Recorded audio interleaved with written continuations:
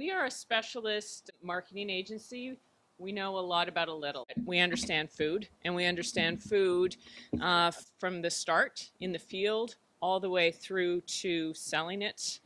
And we have retailers. We work for Loblaws. We work for Raba. We have some primary producers, Richardson. So we hit all parts of the food chain, but we're only food and beverage. So we know a lot about a little, and I think that's a good thing. As Paul says, we also have in-house chefs. So I actually have a standing desk with a treadmill underneath, because you have to try everything that comes out of the test kitchens, right? And we have an office in Guelph for the ag side. We have an office in Toronto and an office in Montreal, and then we also have a sister agency over in the UK. So what's the problem with this graph? As a country, we are producing more and more food. But in terms of added value, we're actually at a trade deficit, and that trade deficit's increasing. So what that means is, while we make all sorts of lentils, we produce lots of lentils, we ship them out, and then we buy them back from India, where they've done the added value processing. And you know, this should be a worrisome graph for people, because it means we're not capitalizing on everything that's great about this country, and you know, we're bringing food back when we could be getting the value add ourselves. So how do you add value to commodities? I teach in a food incubator in Toronto as well. And the first question, though, I always ask them before they get out another mortgage on the house and write the kids' education fund is, does the world really need another chocolate chip cookie? Your friends may say that you or your wife or somebody in your family makes the best chocolate chip cookies, but does the world really need another Me Too chocolate chip cookie? So when we work with producers, we always say, figure out, what do you do best? What does your competition do best? Where are the gaps in the market? What does the consumer want? And where is that green space? That's where you want to really position and target your business, because chances are you're not going to be the low-cost producer, but you need to add value in some other way. And if you'd said 5 years ago, well, you know, potatoes are a commodity, you can't brand potatoes. And yet all of us have now walked through our supermarkets and we see branded potatoes. And how can you brand something that's a commodity? Well, it's all about telling the story, right? Romancing it. We always say food tastes better when it's told with a story. And that's so true. So you've probably seen Little Potato Company as well, right? And you're paying a fair bit extra for those potatoes because they come with a story. Little Potato Company, the other thing I always say is, don't assume that people know as much about your product as you do. So Little Potato Company, they just recently changed their packaging. They got so many calls and emails from consumers asking if their potatoes were gluten-free that they finally, after, you know, muttering under their breath and everything, they finally said, okay, you know what, we're just going to put gluten-free on our potatoes. And guess what happened to sales? Double digit. So that's the other thing I say, don't assume. I've got, we have a number of chicken producers that we work with as well, and they won't eat at A&W just out of, they just think what A&W is doing and saying is just not fair, because you know what, that's the way it is. But if you didn't say it first, whoever says it first owns it. So good for A&W for talking about how clean our protein system is, because nobody else was saying it. Tell your story. First thing you do when you meet a new person, you want to know a little bit about them, where they come from, what it is they do, a little bit about their values. And this guy, Bob's Red Mill, done a brilliant section. He's done a brilliant job. You know, he just started out as a farmer. Now he's got whole sections in supermarkets dedicated to his products.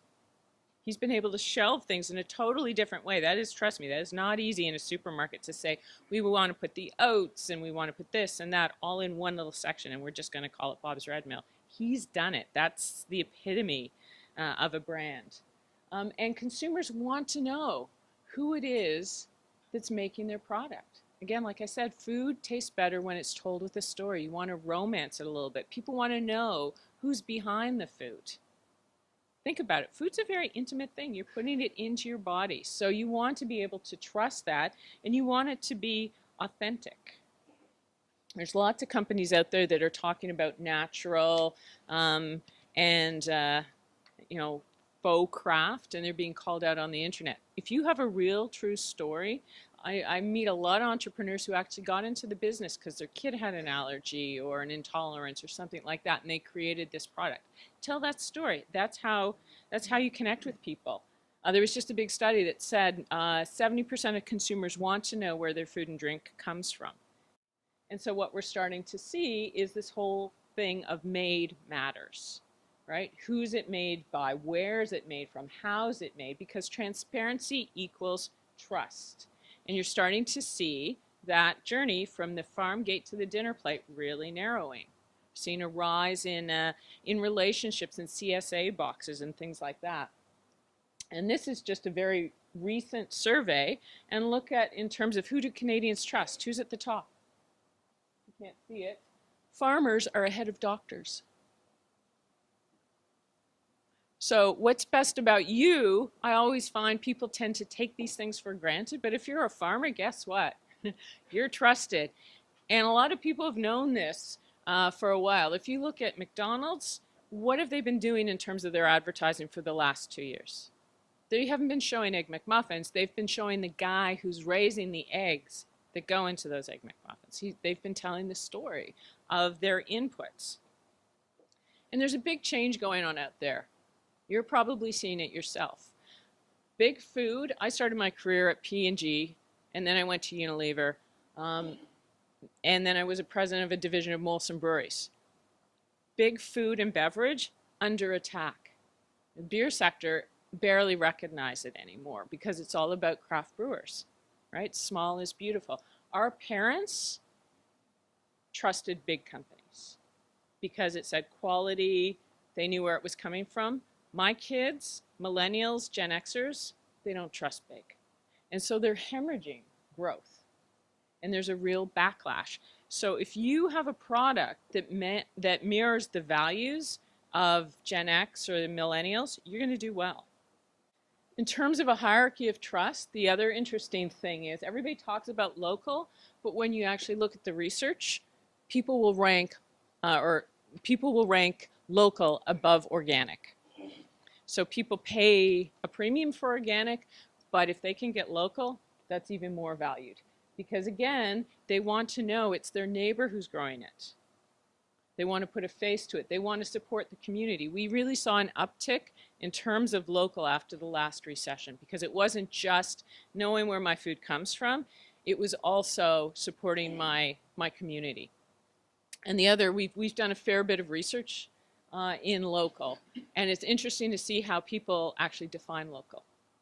So if I was to ask somebody here what local was, they would consider something from British Columbia more local than something from Buffalo, New York. So it's all about where things, we define it our own way. And I would imagine, we did that research a year ago, and I would imagine with the changes that are going on in the US right now, we'll see that even strengthening. And I'm seeing also in supermarkets, they're now not just calling out local products, they're calling out Canadian products in a big way. And that's everybody, including that Loblaws, biggest chain in the country. And so we've seen, that explains why we're seeing this resurgent in farmers markets.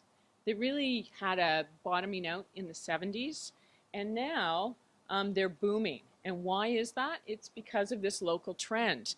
And supermarkets don't do a good job with local. They try. The first thing you do when you walk into a supermarket, you see they're highlighting local produce to give themselves those quality ratings with consumers and that feel good.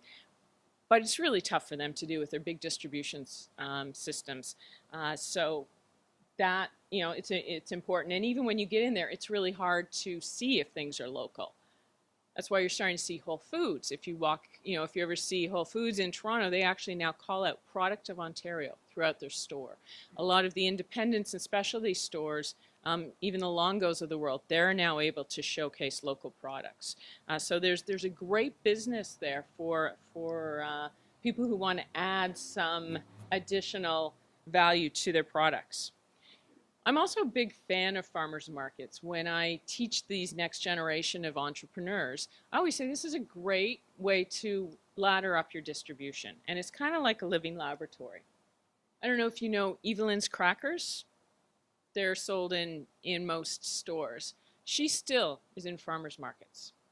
And she's there because she can try out the latest flavors. So if you go into a store, you'll see 3 to 5 SKUs, different types of her crackers. Farmers market, she usually has upwards of 15.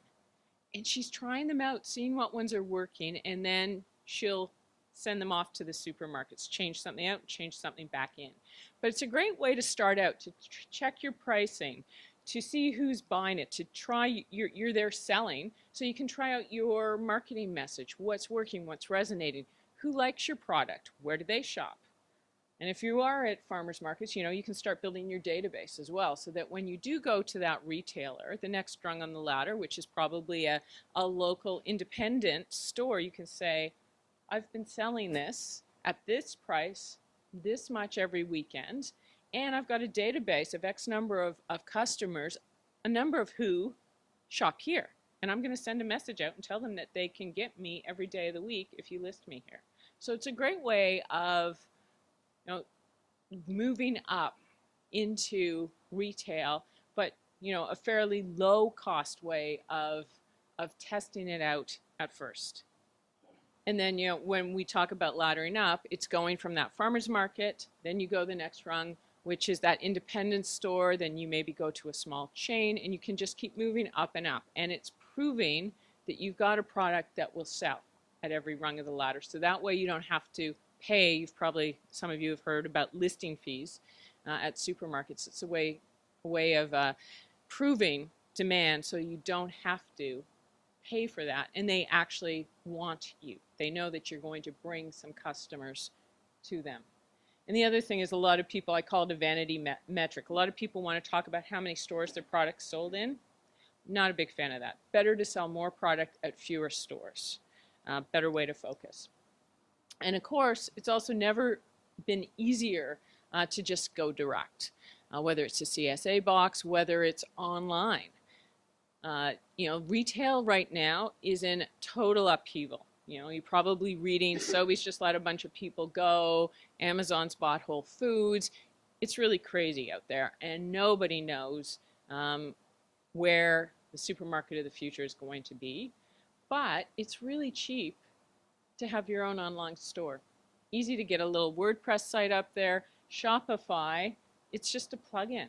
I mean, even we use it for big clients. Shopify is, a great Canadian company, and it's very easy. It's just a plug and play, and you can sell right from your own kitchen or your own backyard. And it's a way to bypass, again, those traditional sales channels, and also just see, does it work? If you are in a store, you can still do online as well. And it tends to work really well if you've got a niche that's well understood, if you've got something that's local that you can send out to the rest of the country or the rest of North America. Think maple syrup would be the classic one, but Saskatoon berry products, anything like that. And of course, better if it's a product that's non-perishable, otherwise it gets expensive. But there's all sorts of great tips and tricks on the Amazon store itself. They've got lots of ways how to start up your own business, because this is, the future of retail.